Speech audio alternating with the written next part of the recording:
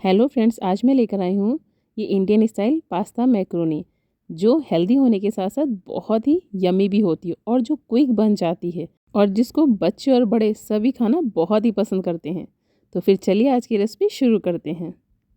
सबसे पहले यहाँ पे मैंने कुछ सब्जियाँ ली हैं। तो मैंने यहाँ लिया है कलरफुल शिमला मिर्च, आप चाहें तो कोई एक कलर भी ले सकते हैं। मेरे पास थी इसलिए मैंने ये तीनों यूज़ की हैं। और साथ ही मैंने ये टमाटर, प्याज, गाजर, लहसुन जिसको कि मैंने बारीक काट लिया और साथ ही मैंने लिया यहाँ हरी मिर्चें। ये पूरी तरह से ऑप्शनल है। अब इन सबको एक साइड में रख देंगे। और साथ ही मैंने लिया है यहाँ पे मैक्रोनी। तो मैंने यहाँ पे ये एल्बो मैक्रोनी ली है। आप कोई भी शेप वाली मैक्रोनी ले सकते हैं। टेस्ट ऑलमोस्ट सबका सेम ही होता है। तो मैंने यहाँ पे 2 कप के करीब ये मैक्रोनी पास्ता लिया है।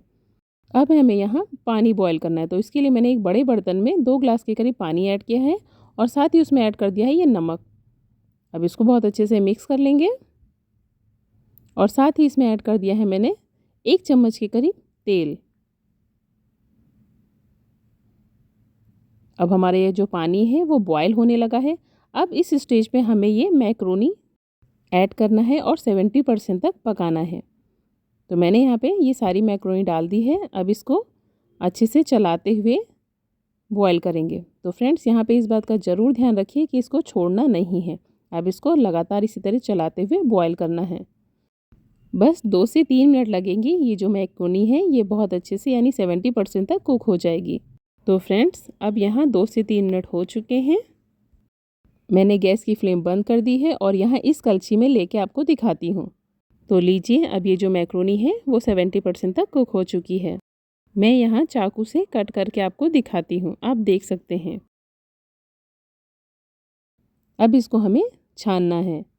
तो मैंने यहाँ एक बड़े बर्तन में छन्नी रखी है, उसमें ये मैक्रोनी डाल के छान लेंगे, यानी इसका पानी अलग कर लेंगे और मैक्रोनी अलग कर लेंगे। तो अब आप यहाँ देख सकते हैं ये जो मैक्रोनी है मैंने पूरी की पूरी छन्नी में निकाल ली है। अब इसके ऊपर थोड़ा ठंडा पानी डाल देंगे। इससे क्या होगा, जो इसका एक्स्ट्रा स्टार्च होगा वो भी निकल जाएगा। तो लीजिए, अब ये जो हमारी मैक्रोनी है वो एकदम परफेक्ट रेडी हो गई है आगे नेक्स्ट प्रोसेस के लिए। अब यहाँ गैस पे एक कढ़ाई रखेंगे, उसमें 2 से 3 चम्मच के करीब ऑयल ऐड करेंगे और इसको अच्छे से गरम करेंगे।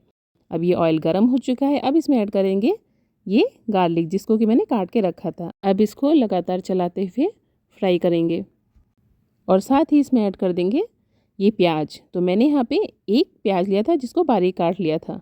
अब इसको भी लगातार चलाते हुए फ्राई करना है। तो फ्रेंड्स, हमें यहाँ इस बात का ज़रूर ध्यान रखना है कि हमें जो सब्जियाँ हैं या प्याज या गार्लिक है इसको पूरी तरह से पकाना नहीं है, यानी कि हमें इनका क्रंच बनाए रखना है। तो अब आप यहाँ देख सकते हैं ये जो प्याज हैं वो फ्राई हो चुके हैं। अब इसमें ऐड कर देंगे टमाटर। तो मैंने यहाँ पे 2 टमाटर लिए थे जिनको बारीक काटा था। साथ ही इसमें ऐड कर देंगे ये कटी हुई हरी मिर्चें और अब इसमें ऐड कर देंगे नमक। तो नमक आप अपने स्वाद अनुसार लीजिएगा फ्रेंड्स, क्योंकि मैंने मैक्रोनी बॉयल की थी तो उस समय भी मैंने नमक ऐड किया था। अब इसको लगातार चलाते हुए यानी इनका क्रंच बनाए रखते हुए हमें इसको भूनना है। तो लीजिए, हमारी जो टमाटर हैं वो बहुत अच्छे से भून चुके हैं और साथ ही इसमें ऐड कर देंगे ये कटी हुई शिमला मिर्च और साथ में इसमें ऐड करेंगे ये कटी हुई गाजर। अब इन सबको बहुत अच्छे से लगातार चलाते हुए भूनना है और साथ ही साथ इस बात का भी ध्यान रखना है कि इनका क्रंच बना रहे, यानी हमें इनको यहाँ बहुत ज़्यादा पकाना नहीं है। तो फ्रेंड्स, यहाँ 1 से 1.5 मिनट तक ही सब्जियों को भूनना है, नहीं तो सब्जियाँ गल जाएंगी और फिर टेस्ट नहीं आएगा।